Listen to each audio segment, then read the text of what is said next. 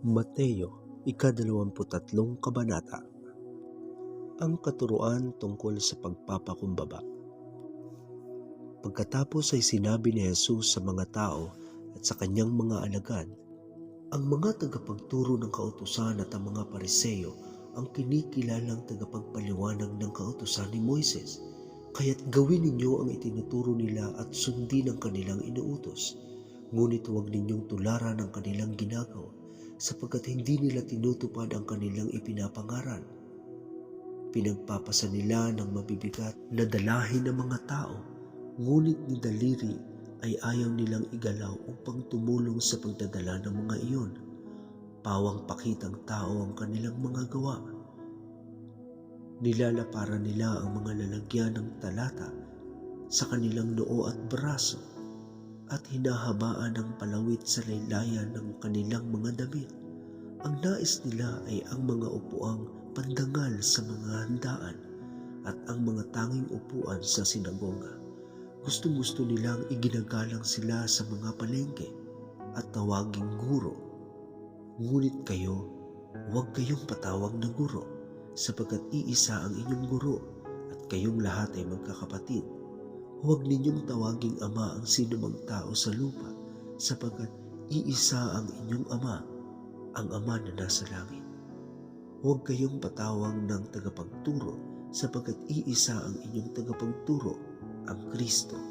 Ang pinakadakila sa inyo ay magiging lingkod ninyo.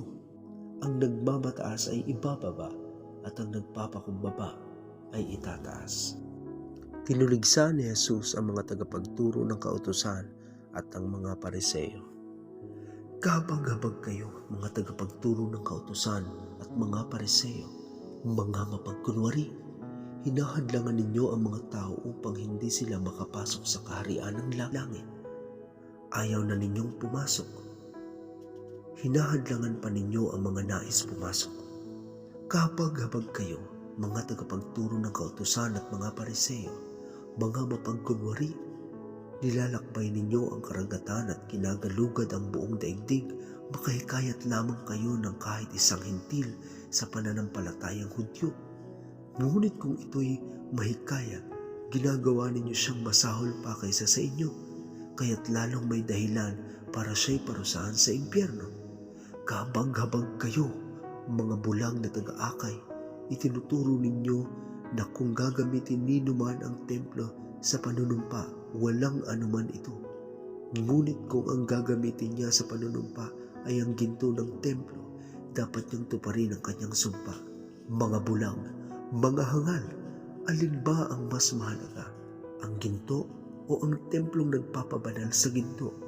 Sinasabi rin ninyo na kung gagamitin ninuman ang dambana sa panunumpa, walang anuman ito. Ngunit kung ang gagamitin niya ay ang handog na nasa dambana, dapat niyang tuparin ang kanyang sumpa. Mga bulang, alin ba ang mas mahalaga? Mga handog o ang dambana na nagpapabanal sa handog? Kaya nga, kapag nanumpa ang sinuman na saksi ang dambana, ginagawa niyang saksi ito at ang langit ng handog dito. Ginagawa niyang saksi ito at ang lahat ng handog dito. Kapag nanumpa ang sinuman at saksi niya ang templo, ginagawa niyang saksi ito at ang Diyos na nasa templo. At kapag nanumpa ang sinuman na saksi niya ang langit, ginagawa niyang saksi ang trono ng Diyos at ang Diyos na nakaupo doon. Kahabag-habag kayo, mga tagapagturo ng kautusan at mga Pariseo, mga mapagkunwari. Ibinibigay ninyo ang 10 bahagi ng naani ninyong yerba buena, ruda, linga. Ngunit kinakaligtaan naman ninyong isagawa ang mas mahalagang turo sa kautusan, ang katarungan, ang pagkahabag, at ang katapatan.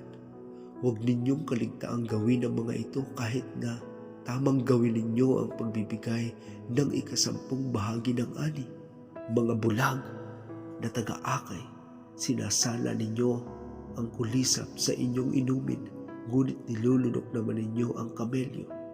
Kabag-habag kayo, mga tagapagturo ng kautusan at mga Pariseo, mga mapagkunwari.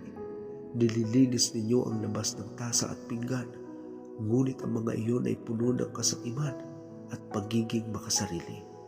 Bulag na Pariseo, linisin mo muna ang nasa loob ng tasa at magiging malinis din ang labas nito.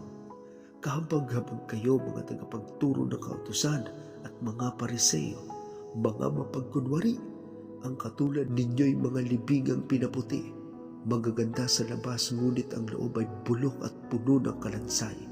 Ganyan-ganyan kayo, sa paningin ng tao'y mabubuti, ngunit ang totoo'y punong-puno kayo ng pagkukunwari at kasamaan.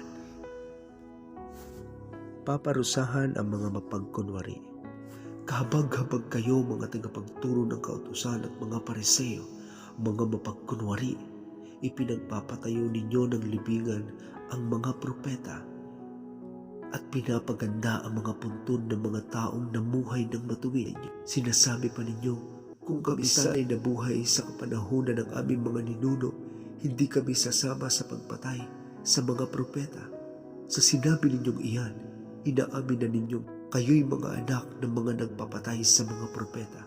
Sige, tapusin ninyo ang pinasimulan ng inyong mga ninuno, mga ahas, lahi ng mga ulupog. Hindi kayo makakaiwas na maparusahan sa impyerno. Kaya nga, magsusugo ako sa inyo ng mga propeta, mga matatalinong tao at mga tagapagturo. Papatayin ninyo ang ilan sa kanila at ang iba'y ipapako sa krus. Ang iba'y hahagupitin ninyo sa inyong mga sinagoga at uusigin sa bayan-bayan. Kaya nga, paparusahan kayo dahil sa pagkamatay ng lahat ng taong pinatay na walang sala, magmula kay Abel hanggang kay Zacarias na anak ni Barakias. Pinatay ninyo si Zacarias sa pagitan ng templo at ng dambanang sulugan ng mga handog. Tandaan ninyo, ang parusa sa lahat ng mga pagpatay na iyon ay mararanasan ng mga taong nabubuhay ngayon. Ang pag-ibig ni Jesus sa Jerusalem. Jerusalem, Jerusalem, pinapatay mo ang mga propeta at binabato ang mga isinugo sa iyo. Ilang ulit kong sinikap na kupkupin ang iyong mga anak, gaya ng pag-aaruga ng isang inahin sa kanyang mga sisiw, ngunit ayaw nito. Kaya't ang inyong templo ay iiwanang tiwangwang.